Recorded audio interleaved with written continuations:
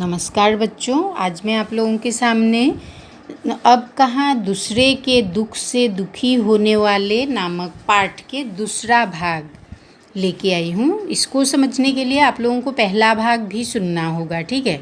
वो सुनिए, उसके बाद ये दूसरा भाग सुनिए, तब अच्छी तरह से समझ में आएगा और एग्ज़ाम में भी कुछ लिख सकेंगे, ठीक है बच्चों। अब देखिए, कई सालों से बड़े बड़े बिल्डर समंदर को पीछे धकेलकर उसकी ज़मीन को हथिया रहे थे।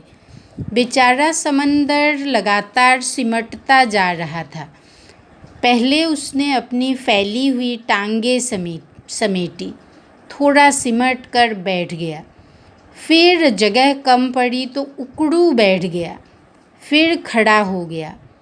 जब खड़े होने की जगह कम पड़ी तो उसे गुस्सा आ गया।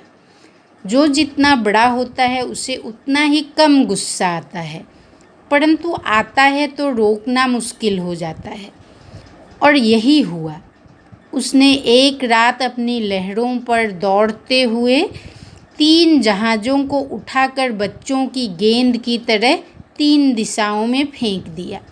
एक वर्ली के समंदर के किनारे पर जाकर गिरा, दूसरा बांद्रा में कार्टर रोड के सामने औंधे मुंह, और तीसरा गेटवे ऑफ इंडिया पर टूट फूट कर सैलानियों का नज़ारा बना। बावजूद कोशिश वे फिर से चलने फिरने के काबिल नहीं हो सके। देखो, तो इसमें आसान हिंदी है, आप लोग समझ ही पा रहे हैं होंगे। मेरी माँ कहती थी, मतलब लेखक की माँ, सूरज ढले आंगन के पेड़ों से पत्ते मत तोड़ो, पेड़ रोएंगे। दिया बत्ती के वक्त फूलों को मत तोड़ो, फूल बद्दुआ देते हैं। दरिया पर जाओ तो उससे सलाम किया करो, दरिया मतलब नदी, वह खुश होता है। कबूतरों को मत सताया करो, वे हजरत मोहम्मद को अजीज़ है। उन्होंने उन्हें अपनी मज़ार के नीचे नीले गुंबद पर घोंसले बनाने की इजाज़त दे रखी है। मुर्गे को परेशान नहीं किया करो, वह मुल्ला जी से पहले मोहल्ले में अजान देकर सबको सवेरे जगाता है। सबकी पूजा एक सी अलग अलग है रीत, मस्जिद जाए मौलवी, कोयल गाए गीत। देखो, ग्वालियर में हमारा एक मकान था। उस मकान के दालान में 2 रोशनदान थे। उसमें, और रोशनदान मतलब वेंटिलेशन, जहाँ से थोड़ा सा रोशनी आती है थोड़ी थोड़ी। उसमें कबूतर के एक जोड़े ने घोंसला बना लिया था। एक बार बिल्ली ने उचक कर 2 में से एक अंडा तोड़ दिया। मेरी माँ ने देखा तो उसे दुख हुआ। उसने स्टूल पर चढ़कर दूसरे अंडे को बचाने की कोशिश की, लेकिन इस कोशिश में दूसरा अंडा उसी के हाथ से गिरकर टूटा। कबूतर परेशानी में इधर उधर फड़फड़ा रहे थे। उनकी आंखों में दुख देखकर मेरी माँ की आंखों से आंसू आ गए। इस गुनाह को खुदा से मुआफ़ कराने के लिए उसने पूरे दिन रोज़ा रखा।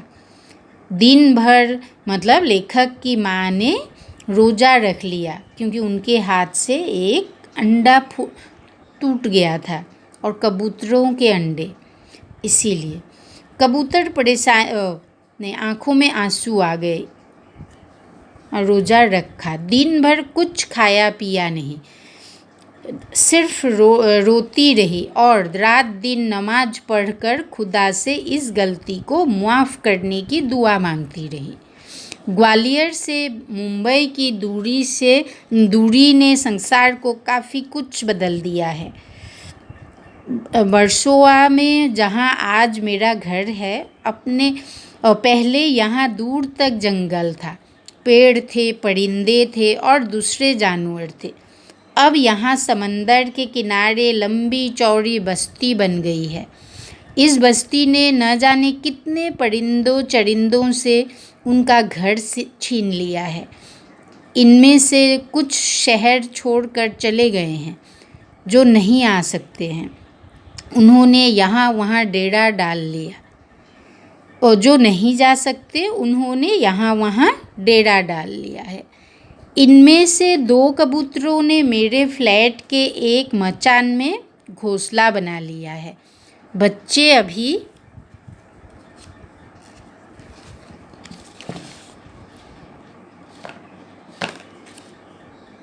छोटे हैं, उनके खिलाने पिलाने की जिम्मेदारी अभी बड़े कबूतरों की है।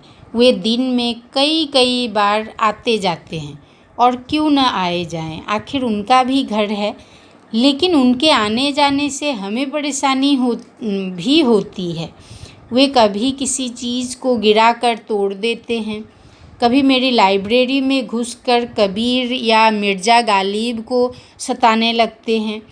इस रोज़ की परेशानी से तंग आकर मेरी पत्नी ने उस जगह जहाँ उनका आशियाना था, मतलब घोंसला था, आशियाना मतलब घर असल में, एक खाली जाली लगा दी है।